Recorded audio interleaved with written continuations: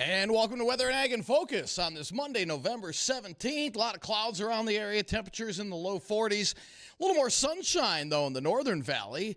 We're looking at clouds encompassing much of the central and southern valley into lakes country, southern lakes country. But you go just northeastern corner of the state and northern Minnesota experiencing a lot of sunshine this afternoon, while from Fargo westward, a lot of clouds. I'm Chief Meteorologist Dean Wysocki, along with our Ag Director, Bridgette Readel. Bridgette, how was your weekend? Hey, you know what? I think that overall, a lot of people can say that weekend was better than expected in a number of areas. But right now, we're still enjoying a nice fall. I saw a lot of corn being combined on my way to and from Bismarck yesterday. Still some fertilizer that's still going out. Maybe not as much as we traditionally do, but we are still seeing some. Some of that corn as we move further west is rather wet. We had some pretty light corn after an early frost. So yet to say that it's a knockout of a crop out to the west. Right. Good. All right. Well, speaking of weather and ag, we're going to see some pretty quiet weather this week as we continue, for the most part, our dry pattern that we've been experiencing and above normal temperatures as well. That's going to continue throughout much of this upcoming week. We're looking at temperatures today topping out in the 40s. In fact, almost a carbon copy today into tomorrow as well, with temps topping out with a mix of sun and clouds in the mid-40s. A very weak weather system will press across the state on Wednesday, giving a few light sprinkles or very light showers. Again, we're not looking at anything really appreciable out of that. And then it remains dry all the way through the weekend with temps in the 40s.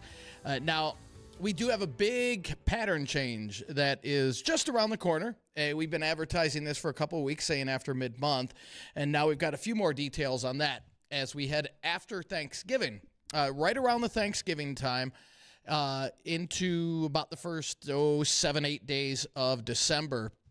One thing we know for sure, coldest area of the season with Arctic air and sub-zero temperatures are going to be moving into the area. The big question mark is, do we see an appreciable snow event before the Arctic air arrives? That's the million-dollar question. If that does occur, that would more than likely occur that weekend right after Thanksgiving, a big, big travel weekend. So please keep up to date on the forecast for late next week. As, again, Arctic air will arrive after Thanksgiving, but the question is, do we see a big snow event before the Arctic air arrives? Very big travel weekend, and even post-weekend, a lot of people traveling. So it could impact not only our area, but most of the northern and central plains. Well, that is a time frame that's not unusual for a storm. That's right about the time that the North Dakota Ag Association holds their Ag Expo, and I've had to drive through some snowstorms to get that more than once, so I won't be surprised if it happens. Well, let's hope not. Not during, I know, but it always seems to happen at the peak travel times of the year for whatever rhyme or reason. Okay, everybody be mad, but I said I didn't want any snow till after Thanksgiving. Well, good news, this would be right after Thanksgiving. You will. In fact, So that's your plan. I was digging through the archives on how many snowless, let's say since 1990, how many snow-free Novembers do you think we've had, Bridgette? And by snow-free, I'm talking a trace doesn't count, but measurable snow, so a tenth of an inch, less than, so it'd be basically, yeah, it's just snow-free, a snow-free November. Have we had one since 90? I'd say, oh yeah. Yeah, I would absolutely, because I remember a couple in college, and that would have been the early 90s. So I'm going to say there's probably 5 or 6 Really? There was only one. snowless Novembers. There was only one. Really? 1999. Now, there was quite a few where we only had like a tenth or 2/10 of an inch. Yeah, Yeah. a very small Right. amount. Yeah. Yes, But that's fair. Yeah, a total snow-free. There was only one. That was 1999, and I think we had seven that were less than an inch, so almost snow-free. Okay. And I mean, Well, we're not going to we're not too far away from that. I mean, if we go through Thanksgiving, we're looking at what, the 27th with no snow. It'll be close this year. It'll be close. Oh, Okay. Yeah, I know you're I'm not okay with complaining. that. I got a lot of driving to do in December, January, February, where generally speaking, we are eyeball deep in some slush or more. So Mhm. yeah, I get it. Well, for those of you who are remembering those types of days and have questions about the weather or ag related items, you can reach us today on the JLA Insurance phone line. That is 701-293-9000. Our inboxes are powered by Superior Grain Equipment because they will protect your farm's future with superior grain storage, drying, and handling solutions. And you can learn more at superiorbins.com.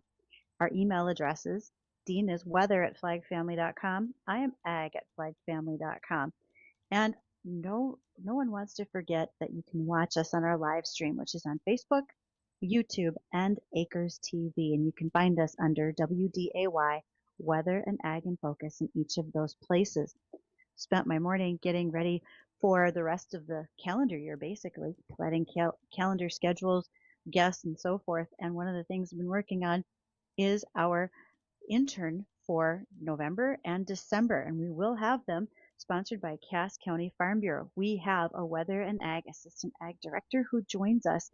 We have someone once a month who comes on in to be on air, ask questions of guests, and talk about our headlines with Dean and I. So if you are interested in doing that program, you want to be a part of it, you can drop an email again to that Superior Grain Equipment powered inbox, ag@flagfamily.com, and I'll send you the application so you can be watching it. Hunting season's coming to a close, and we are the Coral Laundromat Studio, but don't forget to go to the real Coral Laundromat. That's over on 3620 Veterans Boulevard, because after hunting season, you may want to get some things washed up, especially if it's been a little muddy. And as I drove this weekend to innumerable places, I realized I'm not hunting this year. It's a little bit of a change of pace for me not to be deer hunting. But after the windstorm that we had this summer, the amount of downed trees in our shelter belts would make walking pretty difficult this year. And well, posting's not as much fun. So I'm hoping success for those who are out there and still looking to get that final couple of days of hunting in for their deer. So good luck, folks. Hopefully you all do really well. Oh, Dean, didn't you say something about it's almost like a open season today? Because didn't the Bears finally win yesterday? Yes. It's finally we have a bearable forecast in the future here. So Got it. Ooh. Got it. Sorry, I had to. It was a lobbed softball. You're lucky I'm leaving your mic on. Yeah. So I like the bad jokes. Addison turns our mics off. New rules, kids. Right. Everybody pay attention to those. Man, we're gonna have a lot of dead air Oh, then. Well, Addison will step it up. I know he will. I have complete faith in him. Or he'll have to take a lot of phone calls on the JLA Insurance phone line of 701-293-9000. A couple of things that are happening headline-wise: North Dakota Ag Association and the North Dakota Grain Dealers Association have announced their intention to merge into from two to one organization. If it does happen, and this proposed merger will be voted on at the annual meetings for the Ag Association in December and the Grain Dealers Association in January, if it happens, there will be a new name announced with the merger. They have very common interests as well as common administration. And North Dakota grain dealers, they represent the commercial grain industry, elevators throughout the state. The Ag Association represents the commercial ag retail industry, so everything from seed, fertilizer, and other inputs all the way through the system. So seeing these two join forces may really be the right fit for North Dakota, but we'll see what those members do have an opportunity to vote on as we get through the rest of this month and into early January. In fact, the head of North Dakota Grain Dealers Association, he's executive director, is going to be joining me on air tomorrow. That's Stu Letcher. Stu's going to join me because we've had a couple of elevator fires this fall, and for various reasons. Let's put the conspiracy theories down. I'm not looking at something nefarious here, but the question continually is asked, can we still insure some of those old wood cribbed elevators? Well, you know what? Stu's talked about this before, so we're going to do it one more time to make sure we clear up all the questions that people might have. So Stu will join us tomorrow in this 1 to 2 o'clock hour. Additionally speaking, well, we've got a guest today. We will be joined by Alex Kerr of Kerr Auction. Alex is out in Wyoming for one of their upcoming sales. There are some new things that are going to be happening in regards to their business, and we want an update on all of that.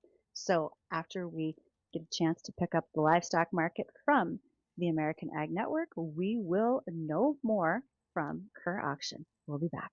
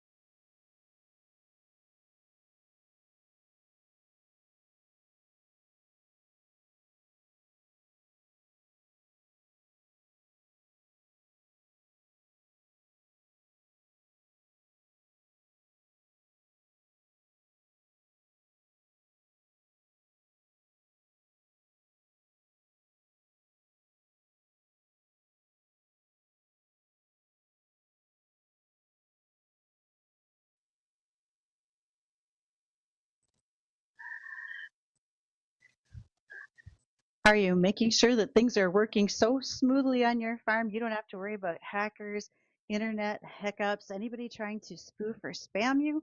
Well, I hope so, but if you're not, it's time to check out the Fence Check Assessment with Tech Support Farm.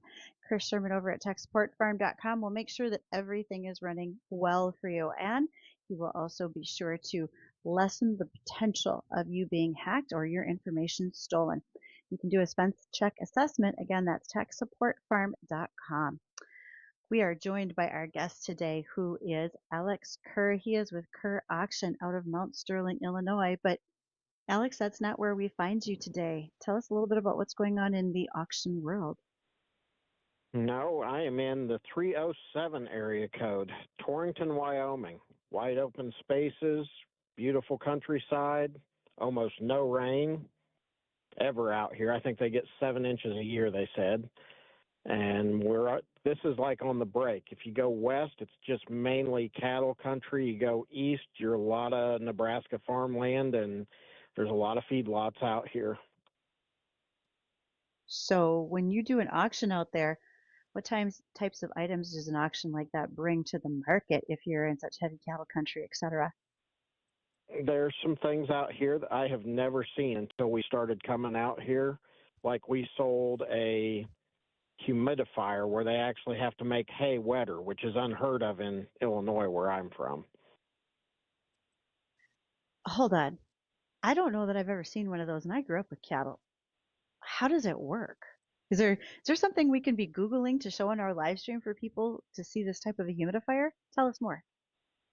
Probably. It's like a rake, but it's got little nozzles, kind of like sprayer nozzles, and a small tank on it, and it actually blows water into the hay to try to make it wetter. Wow.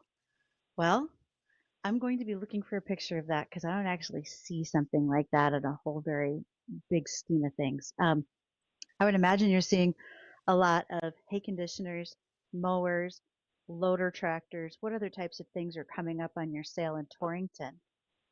There's big square balers. There's a lot of skid steers. There's like silage packing tractors with the front blades.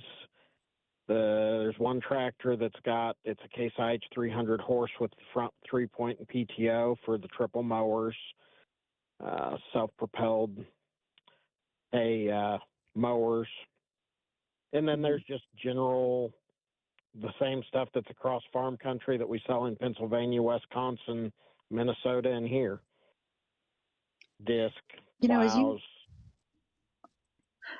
As you mentioned those items, I'm often told that a lot of the items from the northern plains get sold further south. We keep them shedded. They're usually in really good condition at sale. Do you see any trends like that out there in Wyoming or even at some of your other sale locations in Pennsylvania that folks could be thinking about as they're placing bids? Well, the quality of equipment. So when you're out here, there's less humidity, there's less rust. The equipment, it may sit out more out here, but the sun doesn't bake it and cook it. Like if you buy something out of Louisiana, it may look like the paint does out here after 25 years. It might look like that after 3 in the Delta or South Texas. And, there's no place to buy rougher equipment than off of like a Wisconsin dairy farm. And Alex, we've got a listener question that just came in via our email inbox and asking why would you had mentioned the humidifier rake where you make the hay wetter. Why the question was why would you want hay wetter? Remember, I'm from Illinois. First time I'd ever saw one was when I ended up out here and we sold one on one of our sales. Okay. I don't know the answer to that.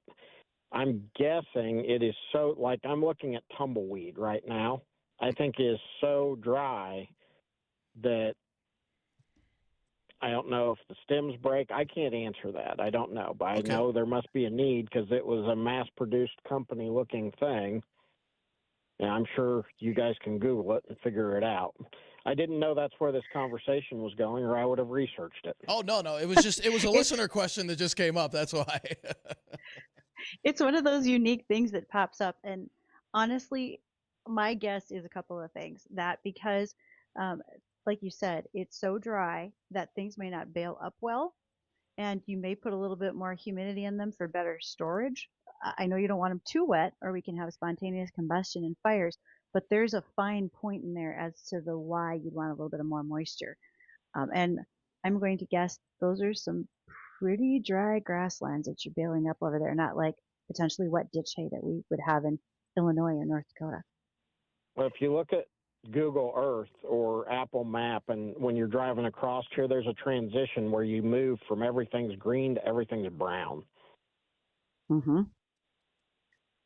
And it happens pretty fast, actually, this year, I think. We've talked a lot about what states are in drought and what aren't.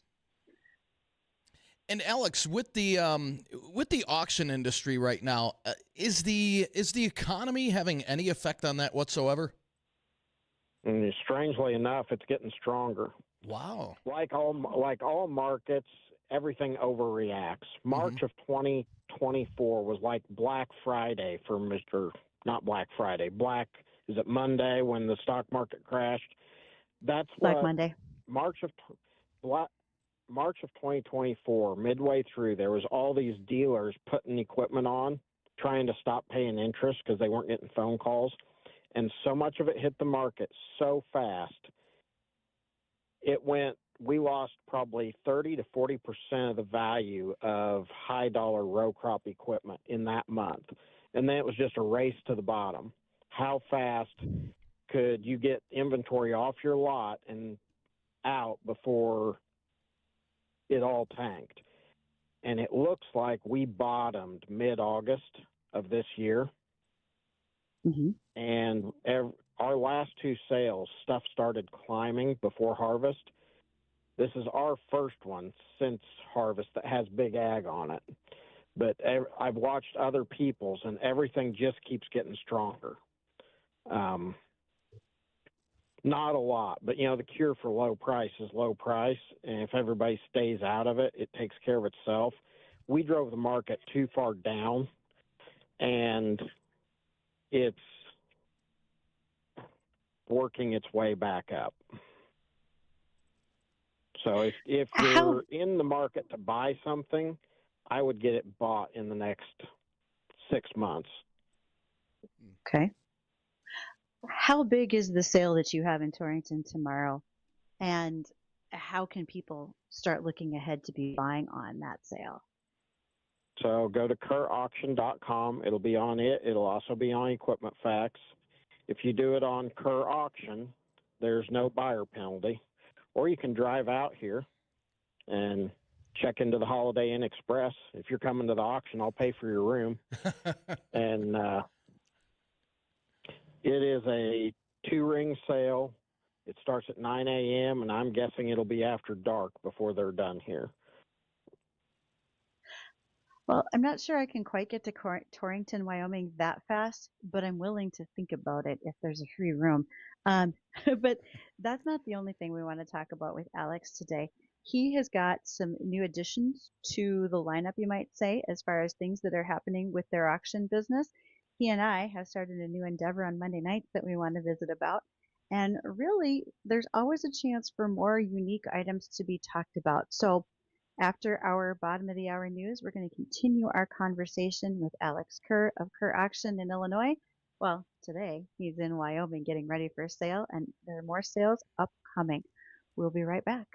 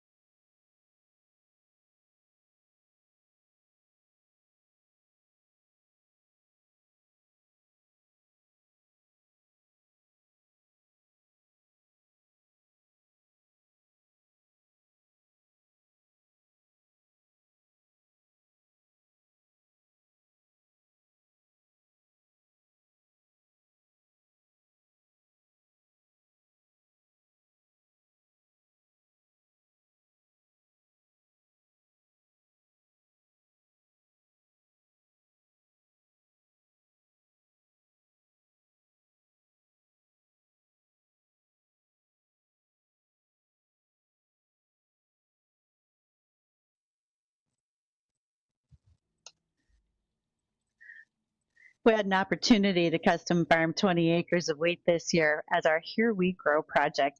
And a big thank you to ND Estate Services for making sure that we got all the videos and information delivered to you, our listeners. And you can follow along with that video series on WDAY, Weather and Ag in Focus on YouTube and Facebook. And also to Thor Buildings. We did a video with them out at a farm shop. And, now that I think all the tin's on and the interior work is probably done, might be time for a recap of how that building looks. When you are ready to build, talk to Thor Buildings. Our guest today is Alex Kerr. He's with Kerr Auction out of Illinois. And Alex is out in Wyoming for their upcoming sale tomorrow, a consignment sale.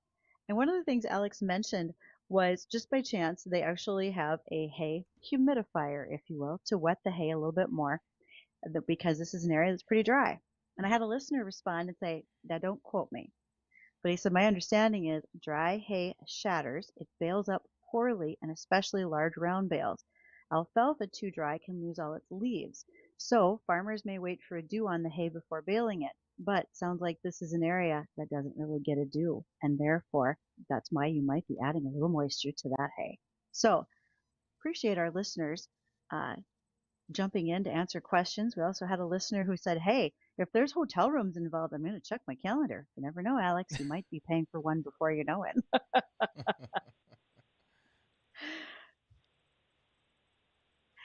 All right, Alex. Other questions? Okay. Go ahead.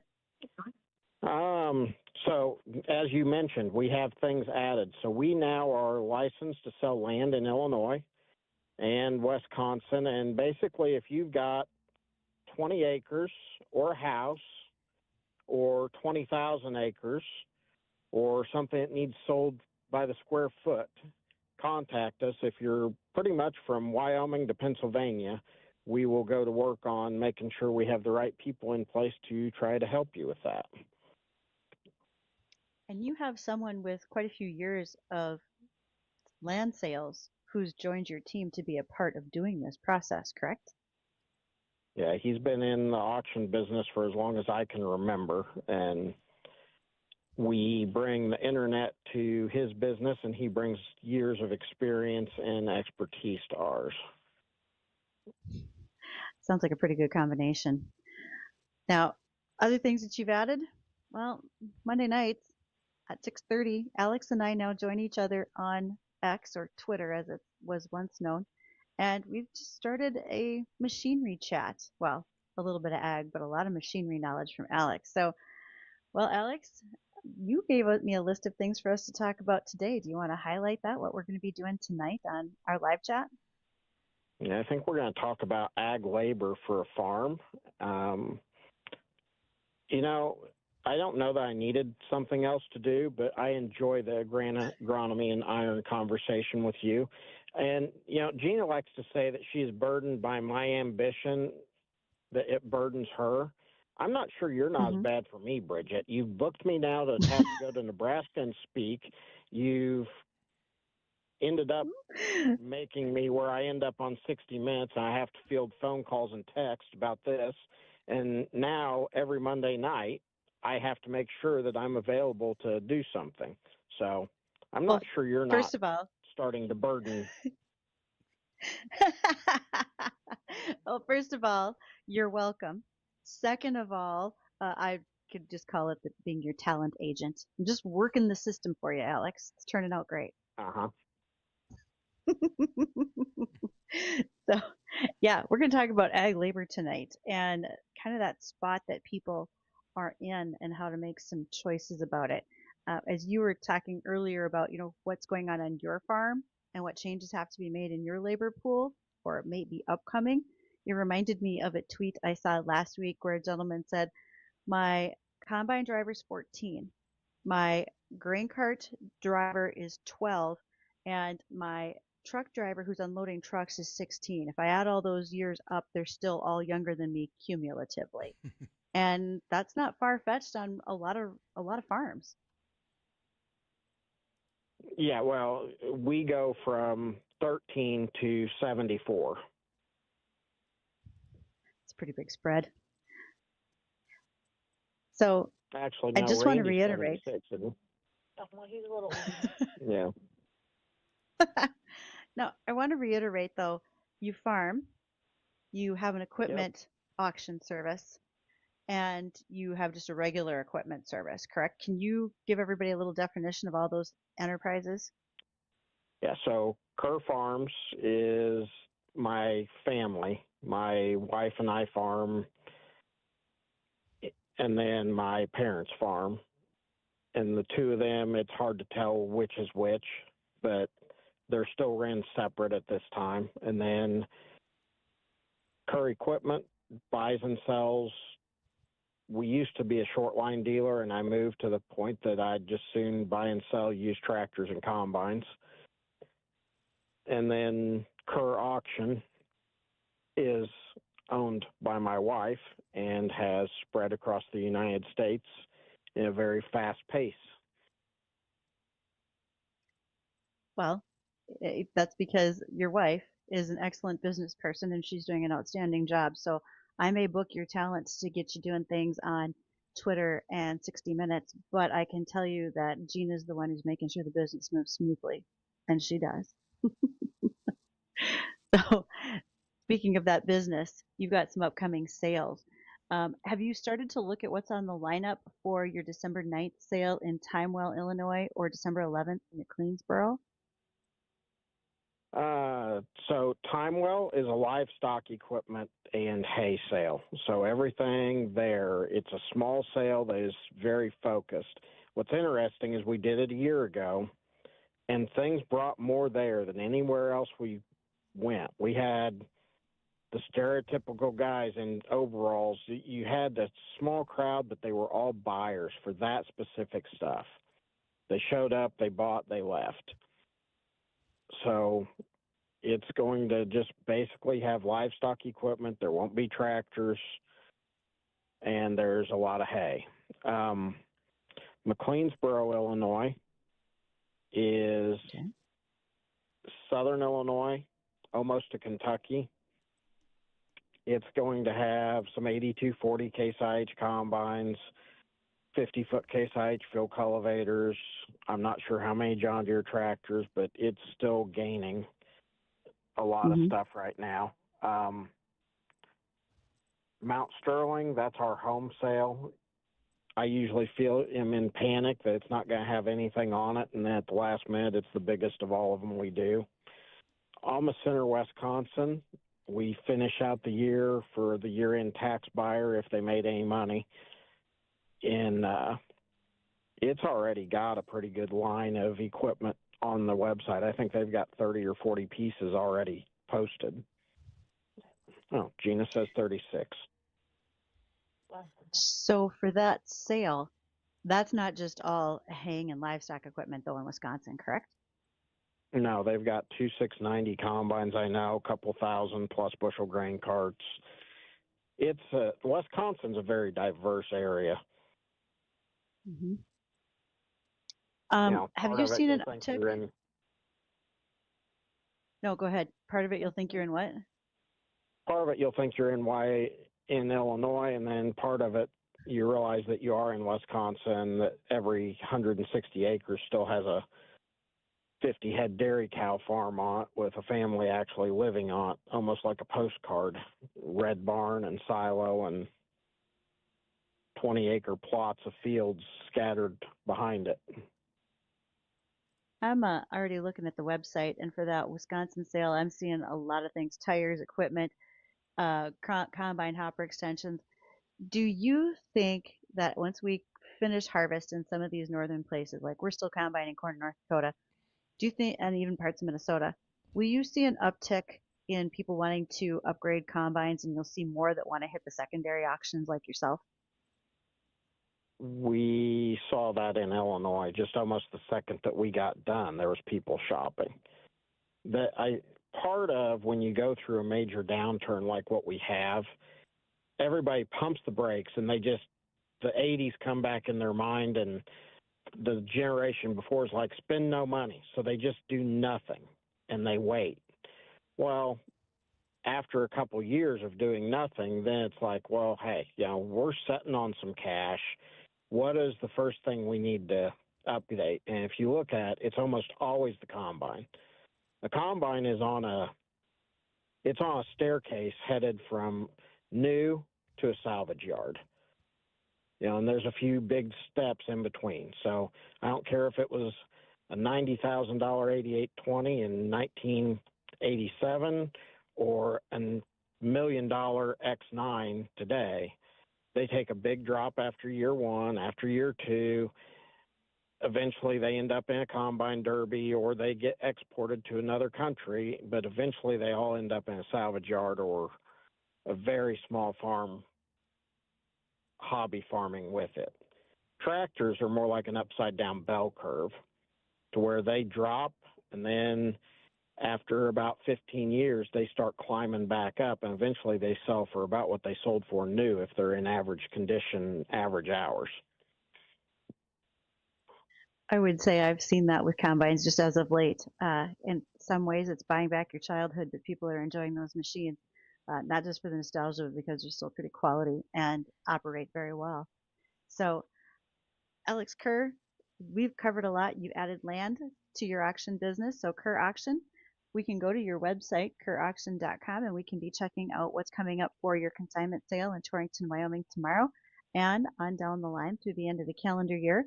You and I are going to spend some time on X or Twitter tonight at 6:30 talking about agronomy and iron. And above all, you have an app for folks to go follow up on if they want to do some bidding on any of your upcoming sales. And recap that app for us again, if you would, please. Yep, go to your Apple store or your Google Play store and just type in Kerr Auction, download the app, and register to bid. If it Alex, says thank you sold so for much. 100,000, Oh, yeah, sold for 100,000. It does what? then that's what you pay me. No buyer penalty, no hidden fee. Nice. Nice. Very straightforward and simple. I appreciate that. Well, All right, thank you for having me. Alex, thanks for joining us this afternoon. When we come back, we'll have a recap of the weather. We'll take a little peek into Thanksgiving week, what that looks like, and Bridgette's got some ag topics to cover as well. More on that when we come back.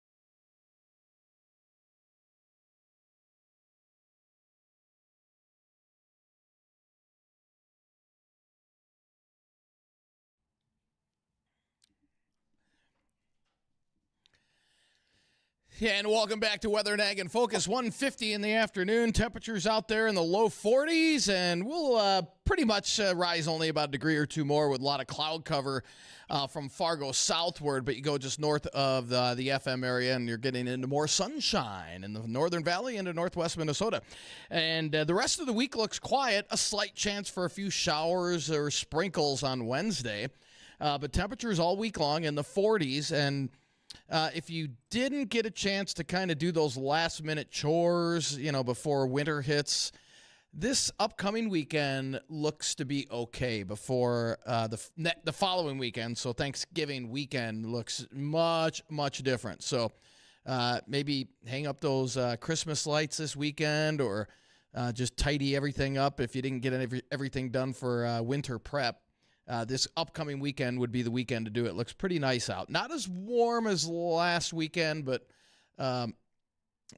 it'll still be nice. It'll be a halfway decent weekend and quiet too. So and if you're just joining us, a big weather pattern change is on the way after Thanksgiving. We'll start to feel some effects of it next week as we cool down. Might see a couple of minor weather systems just around the Thanksgiving timeframe, but then we could see a major storm in the northern or central plains. A lot of uncertainty on it, but that would come the weekend after Thanksgiving, followed by some pretty darn cold air with sub-zero temperatures expected to pour into the northern plains. So a big, big difference in about 10 days. Well, it sounds like it's time to go get out those winter survival kits that we haven't been putting in our vehicles yet. I'm just as guilty. I have not yet gone and got my coveralls out and got them all ready. I mean, I know there's a coat, I know there's some gloves, but my heavy boots and all that kind of stuff haven't hit the pickup yet. So it's probably time to get them ready. Good idea. Yeah. There you go. Absolutely. Thanksgiving weekend project. We can get those done. If you're sick of the relatives, just say, hey, I got a couple of projects I got to get done here before the snow flies, and then that gives you an excuse to get out. There's a reason why people hide in their garages on Thanksgiving. Right. Yes. Goodness. Okay, so one thing that's happened recently, and this was in Iowa, we had intruders broke into an Iowa mink farm. They released 2,000 of the minks, and they've been called a terrorist group for doing it. There's actually a federal act, and it is called, just a second, I got to find out where they listed it here on this. It's called the Federal Animal Enterprise Terrorism Act, and it defines a person as a terrorist if they're trying to impede or ruin an animal operation. So what happened on this farm was fencing was cut, pens and nest boxes were destroyed, and the mink were released, which are indeed raised for their pelts. The problem is, when that happened, only about 60% of the mink were recovered within 3 days. So now you have domesticated animals who are unaware of how to take care of themselves, to find food, clean water, shelter, and they are easy targets for predators. So was that helpful? Did the terrorists really do any good under the guise of animal welfare? No, I really don't think they were. And frankly, some of those released mink, again, when an animal's upset, it fights back. Well, they attacked and killed some of the ducks and geese on the same farm that were being raised for repopulation efforts for waterfowl. So overall, it was a double whammy, because now you're losing some of the birds, but then also the mink, and you have to try to find them. You can't. You get worried about disease, and again, just the death loss of the poor animals. So here's my soapbox moment for the week. You don't want to be doing that, right? Animal terrorism is not well-founded. It's not what you think it is. What would be the reason for releasing the minks and maybe opposed to stealing them or taking them? I mean... So you release them and you figure everybody's free. You're all going to go live like Bambi. Hey, life is not a Disney movie. Ask the coyote that was chasing the gopher, right? Somebody's going to die in that respect. Now, take them home. Where are you going to put 2,000 mink? Right. That seems messy. So so they're thinking these were animal activists then? Yes, okay. They were. Okay. And who actually even admitted to it. Oh, okay. Because the Animal Legal Defense Fund has taken responsibility. Here's the thing with these animal activists. They are operating on budgets in totality of $65 million. They hold their money in offshore accounts. Anytime you see the U.S. Humane Society or whatever it was they changed their new name to, when you hear the ASPCS give all their, Sarah McLachlan heartstring, help us now, they're hiding money offshore from us. Their goal is to wreck productive animal agriculture in the United States. They don't believe in hog farms. They do not believe in having beef animal operations. You're mad about paying $9.50 a pound for burger these days? Then those guys need to stop having to fight against what we're doing in a legal manner in order to produce food supply for the United States. And we can point the finger at who's following regulation and who's not. I will tell you that the vast majority of CAFOs, confined animal operations, are doing a wonderful job. They are well licensed and well managed. Do accidents happen? Yes.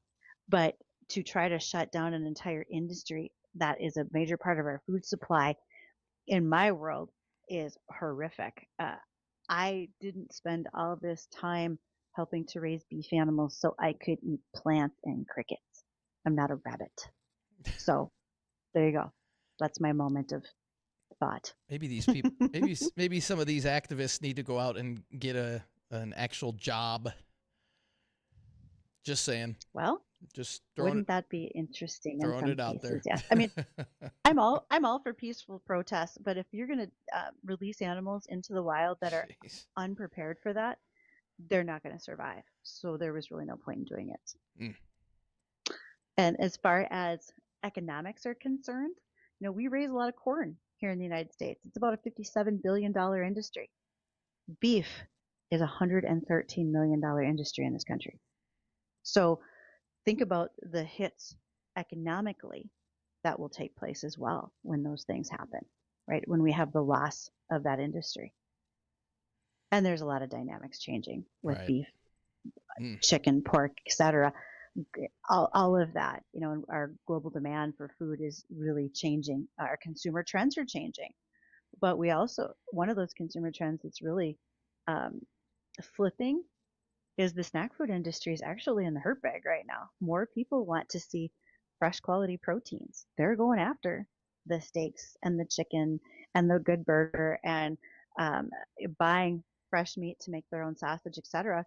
And they're bypassing some of that snack food. So it'll be interesting to see where this all leads here in the next couple of years. Right.